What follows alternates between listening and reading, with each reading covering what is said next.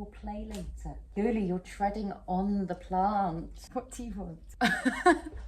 Hello everyone, welcome back to my channel. If you're new here, hi, my name's Claire and this is Yoli. I make videos all about houseplant care, sharing tips and tricks I've learned over the years to help keep your plants happy and healthy. And I made a video recently taking you through some of my most difficult houseplants. So today I thought I would flip that and take you through some of my easiest. Some of the plants that I'm going to show you in this video kind of just take care of themselves to a certain extent. They can go weeks on end without water, some of them even months, and they are just so low maintenance and so easy to care for. So yes, I hope you enjoy it. Let's get into it.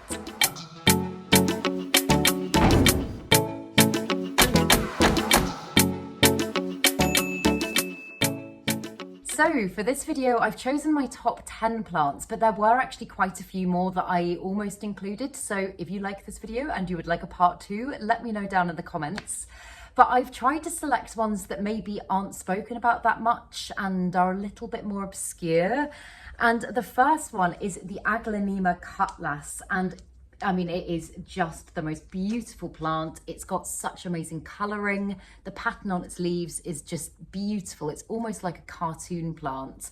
And Aglanema as a genus anyway is often very, very easy to care for. I've got quite a few in my collection that I literally barely do anything to, and they stay looking pretty perfect. But this one, I only water this one, I mean, obviously, and with all of the plants I speak about in this video, it does come down to your home environment and the conditions you're keeping your plant in. Some are going to require slightly more water than others. But compared to all of the other plants in my collection, this one is definitely one of the lowest maintenance. I only water it every kind of 3 weeks or so. I wait for the soil to pretty much completely dry out, and then I give it a thorough soak through, and that's pretty much all I do. It's also a plant that's very adaptable in terms of its lighting conditions. The spot that I've got my one in at the moment is probably kind of like a medium to low light spot. It doesn't get any direct sun at all. It doesn't get huge levels of light, but as you can see, it is looking really happy and really healthy. So yeah, I would 100% recommend this as a beginner plant, because I think sometimes when you see plants with really kind of striking foliage like this, it's often very easy to assume that they are quite temperamental. I think probably for me, because there's something about them that almost kind of gives me Calathea vibes, and that just makes me go, oh my goodness, that's going to be a little bit trickier. But this one is just so laid back. Also, if you're just looking to build your collection and you don't want everything to be so intense, because I know plant care can be a little bit overwhelming when you've got a lot of plants. And although I love caring for my plants so much, it does also make me very happy to know that I've got some in my collection that I can just essentially not really worry about. If I was to go away for a month, I probably wouldn't worry too much about this plant. Again, depends on the time of year, but I wouldn't be too worried. There's others that would really make me go, oh, but this one is just great. I could have actually included quite a few Hoyas in this as well. As a genus, Hoya does tend to be, oh, I'm sitting on it, does tend to be fairly straightforward to look after, but it is the Hoya Chroniana Super Silver, and I think this is just the most beautiful plant. I love how shimmery and blue its leaves are. Again, it looks very unusual and it grows so quickly. But this is a plant that, I mean, very similar to the Aglanema, I very rarely water. I check on it when I obviously check on all of my other hanging plants, because I've got them all along the rail in my house. And 9 times out of 10, this one is probably not ready for a drink when a lot of the others are. So yeah, I would say at the moment, on average, I'm probably watering this one every 2 to 3 weeks. But I know as well, if I was to go slightly longer, it's so drought tolerant, it probably wouldn't mind at all. It probably would cope absolutely fine. I can actually, looking at it at the moment, I can tell that it is ready for a drink. And this is a really great thing about Hoyas as well, is they are very good at telling you when they're dehydrated, because if you look at, I might need to put some shots in because I'm not sure if you'll be able to tell that well on camera, but you can see its leaves are just a little bit wrinkly, and that's it basically just saying, I'm thirsty, give me a drink. So I will definitely be watering this plant after this video, but it's not one that's prone to dropping leaves. I've honestly, I mean, touch wood with all of these, but in the time I've had this plant, it's never given me any grief at all. And I think just as a hanging plant, I love how delicate its foliage is. It's also just starting to bloom for me there as well. I just think the colour, the texture, everything about it is just really gorgeous, really unusual, but it's one that I just never worry about. It never gives me any grief. So yeah, again, all of these I would say personally would be really great beginner plants, but with the majority of the ones that I'm going to speak about, the one thing you do have to watch out for is overwatering, because they tend to be, the ones that I'm talking about in terms of low maintenance do tend to be incredibly drought tolerant. And I know the biggest killer in plants such as Hoya, for example, is root rot. So if you go a little bit overboard, if you don't actually monitor the soil and you just kind of guess or schedule your watering, then you can go overboard quite easily and your plant will essentially turn to mush. So definitely go on the underwatering as opposed to overwatering side with this plant. But if you do that, I can pretty much guarantee it will be happy. It's another one that's very, very adaptable when it comes to light. At the moment, it doesn't get, again, very similar to the last one, doesn't get any direct sun.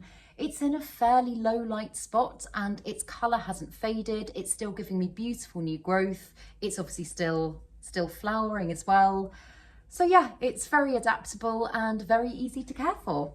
And one that pretty much always makes the list in easy plant care videos is the snake plant. And I know it can be considered a little bit generic nowadays. It's very common.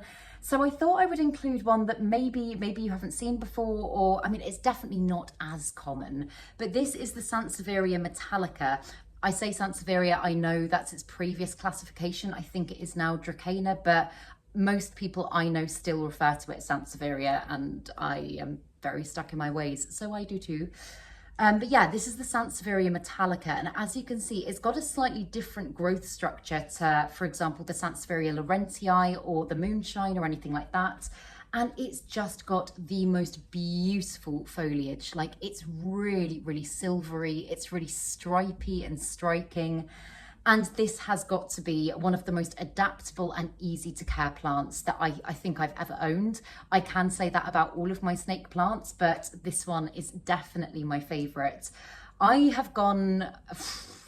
feel like I've gone months without watering this plant before, which is not ideal. It is drought tolerant. It should probably be watered more than that, but it is just a plant that is not going to complain if it does get a little bit neglected from time to time. And it's also another one that is ridiculously adaptable when it comes to light. Ideal lighting conditions for this plant would be, because it's a succulent, they would be fairly high, but it's also, the snake plant is known for being able to survive in very low light conditions. And this one currently lives on top of my fridge, and it gets, again, similar to the others so far, medium to low light, but I know if I wanted to achieve much kind of fuller, faster growth, putting it in front of a window would do that. But it's never given me any issues. I mean, I'm saying that about all of them. None of these plants that I'm going to show you, I don't think have ever really given me any issues, hence why they're on this list. But yeah, again, the one thing you obviously have to watch out for with this one is overwatering. Snake plants, in my experience, are, yes, they are known as the unkillable plants, but if you do go overboard, then rotting is something that you are going to have to deal with. And usually that means chopping the whole plant up and starting again, and they can be quite difficult to propagate for some people. So yeah, I would definitely err on the side of less as opposed to more. But I just think it's a gorgeous plant. As I say, it's got beautiful texture, beautiful colours, and it requires virtually no care. So yeah, that is definitely a tip top on the list. And this next one's one that's definitely becoming a favourite of mine at the moment. It is the red coral cactus, and I just absolutely adore hanging succulents, hanging cacti. I think they are so beautiful, and again, texture, I think it's just gorgeous. But this one, again, requires very little water. I watered this one only when the soil is pretty much bone dry, and although it is a cactus and it does require fairly high light in order to be able to thrive, I've actually got two of this plant, and this one lives in a window box literally on my window. And as you can see, for that reason, it's got the beautiful kind of sun-stressed red tips. But I have got another one that hangs over in a corner over there that, I mean, again, gets kind of medium to low light. and is also growing really beautifully for me. So it is a much more adaptable plant than you would think. And I know I've banged on about overwatering with a lot of these plants, but this is one where you do really have to watch it because it is a cactus. It really doesn't require much water at all. It much prefers the soil to be pretty much dry before you water again than even just a little bit of moisture in the soil, because that can cause it to start rotting. But again, it does come down to the conditions you're keeping it in. So for example, this one that I've got on the window, I water this one probably around about every 3 weeks at the moment. And the one that I've got hanging over there, I water like every month and a half, which might sound absolutely crazy, but that's how long it takes its soil to dry out in those conditions. And it's not actually, I'll put some clips in of it, as I say, but it's not, the structure of that one isn't kind of stretched and leggy in the same way as if you were to put some other plants in low light that didn't like it. So it's obviously happy in those conditions. And I think that's just really amazing. I think it's incredible when you find a plant that can be so adaptable. And so yeah, for that reason, this is one that I really wish I'd known about sooner when I was first getting into houseplants, because I love the look of it. I think it's a really cool little kooky plant, and it's one that I very rarely have to do anything to. Again, when I go around with my watering can and I kind of go around a lot of my tropical plants and I check the soil, more often than not, this one is not ready for a drink. And even if it is, leaving it a few extra days is not going to do it any harm at all. So yeah, I think it's lovely and I really love it. And, oh, okay, so the next one is a little bit, it's not very secure in its pot, so I had to lean it up here. But it is a little Peperomia Cerasifolia, and it might seem surprising to some of you that I've got a Peperomia on this list, because on the whole, Peperomia are known to be quite difficult plants. But with this one, I think maybe it's because its leaves are so succulent, like they almost kind of feel like Hoya leaves. They're very, very waxy. But this one, it's definitely not a fast grower, but I think it's a really beautiful plant and I find its growth very rewarding. I again, do very little to this plant. I water it probably about on par as the red coral cactus, to be honest, every month or so. I've got it over there just in the corner where I've got another snake plant as well, and it seems fine there light wise. It's also one that's been, again, so adaptable. It was in the conservatory before I moved here where it was getting really high light. Now I would say it's getting kind of medium light and it seems happy. It's still giving me growth. And yeah, it's just a very rewarding plant to grow. And I know they are capable of growing to be huge. Obviously mine is very not there yet, and probably if I wanted to increase the growth rate in this plant, then upping its light would be the best shout. But as I say, it is still growing, it does still look healthy, it does still look happy, and it is so ridiculously easy to care for. And I'm going to lean it back up there again because it is not stable. But the last one that I can actually fit in the shot, I've got some bigger ones that I'll take you round to, but the last one that I can hold is the Acanthus marmoratus, which is commonly known as the black pagoda lipstick plant. It's essentially a variegated lipstick plant, and it's got that beautiful bushy structure to its growth. It literally looks like a very pretty bush. And this one has been so easy to look after while still giving me a really decent amount of growth.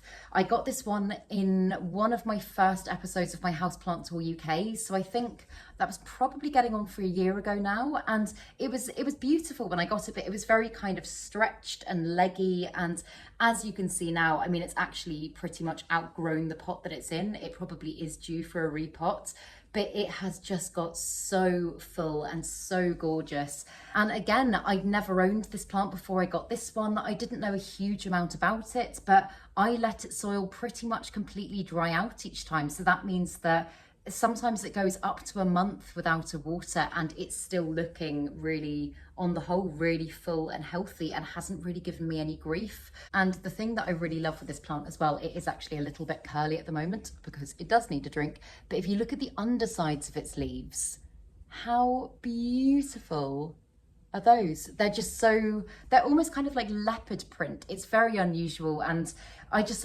as I've said so many times, I'm just obsessed with texture in plants, and next to my other hanging plants, I think this one is just a gorgeous kind of statement plant, and it's also very, very easy to propagate. I've got quite a few propagations of this plant currently, and I'm propagating them in water. It seems to be working really well. But yeah, it's one that I literally just kind of ignore. I appreciate it. I'll throw some water on it every now and again, but apart from that, it really just takes care of itself. Again, lighting wise, incredibly adaptable. It's, well, in the time that I've had this plant, it's been in highlight. It's been in really quite low light as well, and never given me any issues. But yeah, so those are all of the ones that I can hold up and show you here, but I'm gonna take the camera off the tripod and I'm gonna take you round and I'm going to show you a few more. So this one here is now trailing like crazy. This is my Peperomia Marble Queen, and I love Peperomia as a genus anyway, and it does tend to be a fairly easy genus to take care of. But the variegation on this one's leaves is just so beautiful. And as you can see, the spot I've got it in is, it doesn't really get much natural light. I've got a window there, but it doesn't let through that much light. And this one is just growing like a weed. It's the easiest plant to care for. It's ridiculously easy to propagate. It's so ridiculously adaptable when it comes to lighting conditions. And I just think it's all round a really wonderful plant. I also just love, because it is so fast growing, like I love having it trailing down there. I think it looks beautiful. Again, I'm going to use the word texture. I think it adds lots of texture. And yeah, I water it.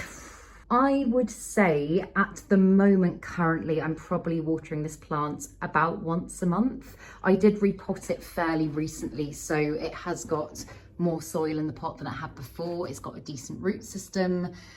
But yeah, I would say around about once a month. And it's another plant that's very good at letting you know when it needs the water, because its leaves go quite curly. So whenever I see them start to kind of curl up like that, I'll kind of think, okay, right, I'll feel the soil and I'll see if it's ready. But yeah, it's been super easy and a very rewarding plant to grow. And this one is one of my favourites. This is the Euphorbia Accurensis, and as you can see, mine has got really huge now, to the point that I'm actually leaning her up against the wall. But this plant requires, again, virtually no care at all, but because although it looks like a cactus, it's actually a succulent, it grows so quickly. Like, I've had this plant for I think about 2 years now, and when I first got it, it came up to about there, and as you can see, that is a huge amount of growth for 2 years.